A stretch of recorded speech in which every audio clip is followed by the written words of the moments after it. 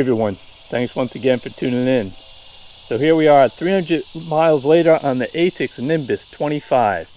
Now I'll state right off the bat, my review of this shoe is going to be a little bit different from in the past, only because I used it a little bit different. I ran my first ultra marathon and my plan was to use this shoe to run.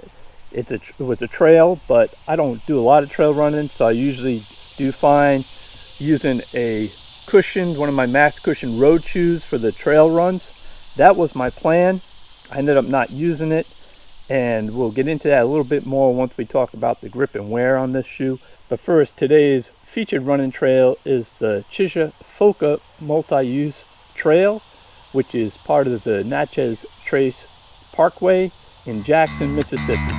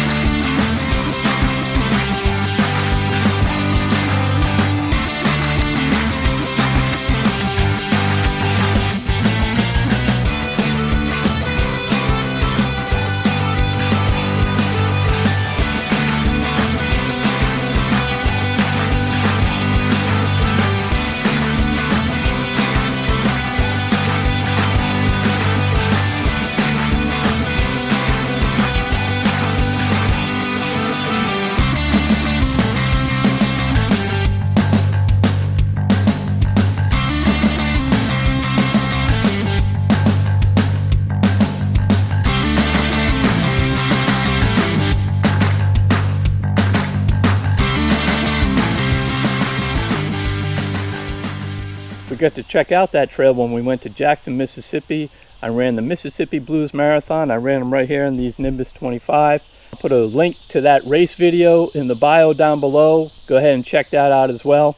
Now let's get into the basics. This is a neutral running shoe, road running, or in my case I did try it for a little bit on some trail running. It's max cushion shoe, has an 8mm drop. I wear a size 12, which weighed in at 12.13 ounces, which is 344 grams. I found it true to size. I gave it a B for sustainability, and the cost was $160. So this is the 25th version of the Nimbus. So it's been around a long time. Obviously it has a big fan base. Now, I will say that this 25th version, ASICS marketed as being a radical change. And whenever a shoe company says they changed something radical, they're always referring that they changed something here in the midsole with the goal to make it more cushion, but to give you more responsiveness. I get into that in a lot more detail in my initial impression video, so if you wanted to get more into that, you'll go check that one out. But again, you have to suffice it to say that this version was a radical change from the 24. This is also designed to be a workhorse shoe, so good for all sorts of runs, whether long, slow. Use it for some of your tempo runs, and most importantly, it's supposed to last a long time. As for the fit, first and foremost, this is an incredibly soft shoe, the softest I've ever worn. And funnily enough, I'd say after mile 300, it seemed almost more, not necessarily soft, but felt even better at mile 300 than it did at mile 1. The other thing that stood out was the stack height on this shoe. I could tell when I put them on, I felt a little bit taller, and that was part of the redesign, is they did increase the stack height. If you're one of those folks who doesn't quite make it onto those roller coasters because of your height restriction, there's your solution. But they engineered the base so it is still a nice solid landing. You can see just how wide this base is compared to the size of the ankle. Even though you are tall here, it still provided a nice dependable landing base. They've gone with this engineered knit upper. It's a bit of the toe box, I would say, is an accommodating toe box. It's a bit wider, but that being said, I did like the way that this mesh encapsulated the forefoot, even with my narrow feet. It's kind of weird material, and look how stretchy that tongue is, and all that. So that I did feel the shoe ran hot. Now, as far as the heel, this shoe has a feature that I am not a fan of. If you see this piece right here, this is above where the ankle collar is, so that ankle collar sits down, you know, probably about a centimeter below the top or the thickest part of this ankle collar, where the padding is, sits down below the top of the collar. I don't like that. I don't like it when it grips me lower. I just feel it's not quite as stable, and I'm not sure why they come up with this type of design. And it extends all the way around to the heel. So it was fine. Sometimes I thought my heel was slipping ever so slightly in it. Not so bad. I mean, maybe it's just I needed to tighten it. But all in all, as far as the fit, the takeaway is this shoe felt more like a memory foam winter slipper than a running shoe. So as for the ride, the softest shoe I've ever put on. The first thing I did with it was a dog walk, and I thought there actually is some energy return on this thing. But the minute I started running with it, there was no energy return to be found, which I guess doesn't surprise me, because I've always talked about when you try and do increase the cushioning, right, your responsiveness, energy return is just going to drop. I know the goal for every company is make it cushioned, soft cushion, and keep them both high, but it just doesn't work that way. So when I had the softest shoe that I've ever had on my foot, the energy return was down here. But now I'll also mention that the reason I do these reviews over 300 miles is your feelings on shoes change from your initial impression. It just happens. The shoe itself is going to change, plus whatever you've been wearing up to that point in time. If it's it's a different shoe, it's going to have a different feeling. So you're going to put this on, and you may not like it as much right at the beginning, but if you keep wearing it, all of a sudden you reach a point and you say, something, I do like it. And that was kind of the case with this.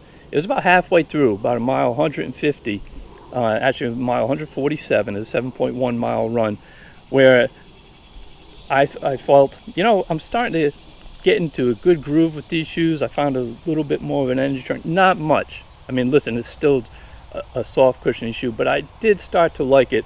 It was about halfway point, mile 150. And that nice little feeling of that energy return stayed consistent through the rest of the 300 miles. As far as the cushioning, that was pretty consistent. I made a little note to myself, mile 197 when I did that run, that I thought it became slightly less squishy, something that worked in the shoe's favor. Even though I said less squishy, it actually became a bit more cushioned and responsive at about that mile 197.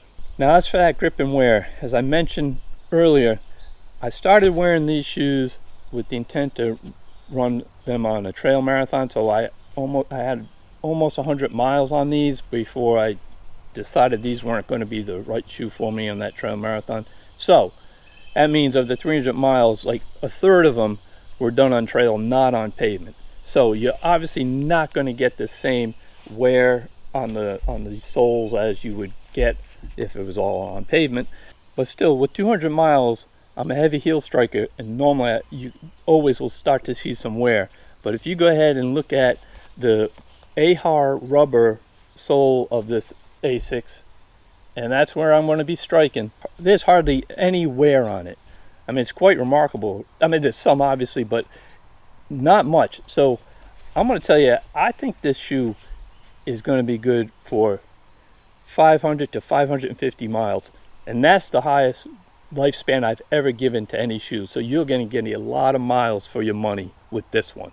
For a running shoe, while I grew to like this more in the later miles than the early miles, I wouldn't buy it again. It just doesn't provide enough responsiveness for my liking. And plus it ran hot. There's just so many other better alternatives for me out there. Now, for a walking shoe, now you're talking. So one, I did notice some responsiveness from it during walks. Still stayed the same from that first dog walk to 300 plus miles. It does seem to have a little bit of a good roll to it. Second, it is comfortable. It's like wearing slippers out on the road.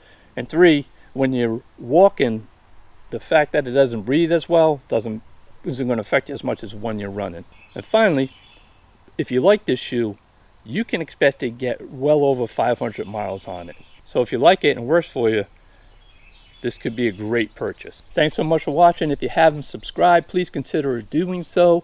Not only these shoe reviews, but we do feature race in every state, and then we even have additional races, our fun runs. As I said, we just posted the Jackson, Mississippi run, and actually that ultra run that I did is also posted on our site. So go ahead and check those out. If you liked the video, please give us a thumbs up. Remember our motto here at Race Nation: exercise, explore, enjoy. So get out there and do those three things and keep racing the nation. In today's segment of Stupid Things to Argue About with Your Wife, it's just how many bottles of hair product do we actually need in the shower? I have one in there. It's called shampoo. My wife has a multitude of them. There's volumizer, there's conditioner, there's detangler, there's thickener. I can't even keep track of them all. But I asked her about it. She says, well, everyone serves a purpose. So, I just went with it. But I did sneak in a bottle of the dog's shed control shampoo. So at least now there's a lot less hair that I have to clean out of the drain.